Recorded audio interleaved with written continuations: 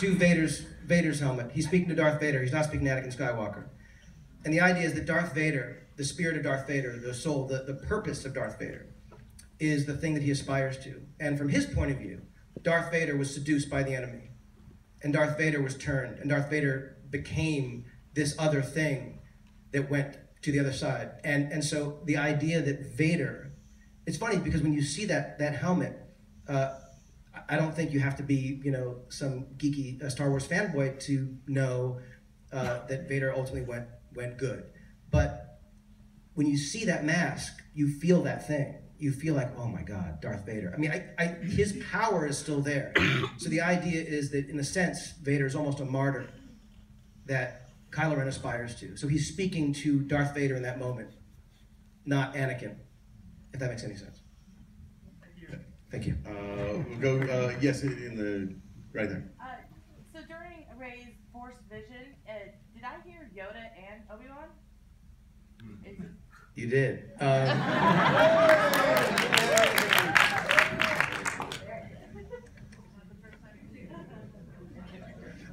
Yes, you do.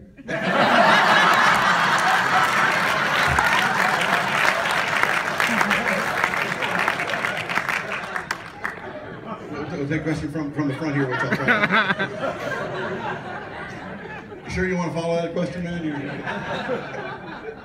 First off, thank you everybody here for making me JJ, what's it like giving John Williams Star Wars scoring notes? What's it like giving John Williams scoring notes? I'm sorry. Oh, no. You stated it very ably. Thank you. Oh, it's horrible. First of all, John Williams is, no joke, just the absolute nicest person I've ever met in my life. And so crazy humble that it's almost like he's sort of an Oliver Sacks character. Like he doesn't even know he's who he is.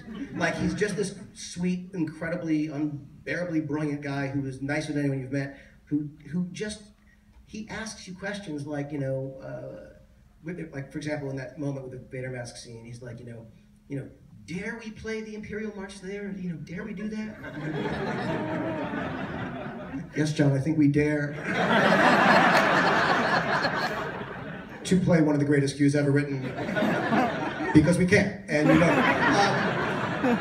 there's a weird thing. There's one moment in the movie when she grabs the lightsaber, and the cue is actually literally the cue from A New Hope, when Luke sees his aunt and uncle have been killed. And he had actually written a different piece of music for that moment, but we had temped it with that other piece. And I remember sitting with him and I was saying, I'd love to use that other piece. He's like, but I really like this thing we recorded. I'm like, I know, but let's just sit down and watch it together. And so I played it for him with the original piece that he wrote, in '77. And I played it for him and he's like, that's pretty good.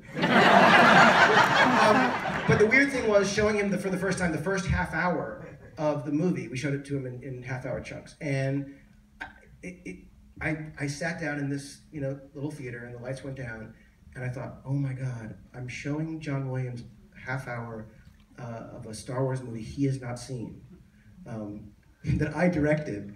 It was so surreal, and I grew up such a fan of his, and the half hour is done, and he was just so effusive and so comforting. And on the stage, or even at his house, I went to his house and he played me some stuff. It was never a question of giving notes as much as saying, I wonder if this area wants to go a little bit darker. And he was so amenable and so collaborative that we'd come back to the next scoring session. We had, I think, 12 over the course of 4 months. And he would have written this other thing, like with a great actor, you give a note that you think, I wonder how they'll interpret this, but this is kind of what I'm feeling. You do the best you can. And he would come back with something that was just sublime and transcendent and transportive. And he writes music that goes right to your soul every time. And he calls everyone baby. He does. He's like, JJ baby, do you think we could? And I don't even hear what he says. It's like a Jedi mind trick. I don't even hear what he says after JJ baby. I'm like, yes, whatever you want to do, just call me JJ baby. It's like, I love you. He's amazing. We have a lot of questions.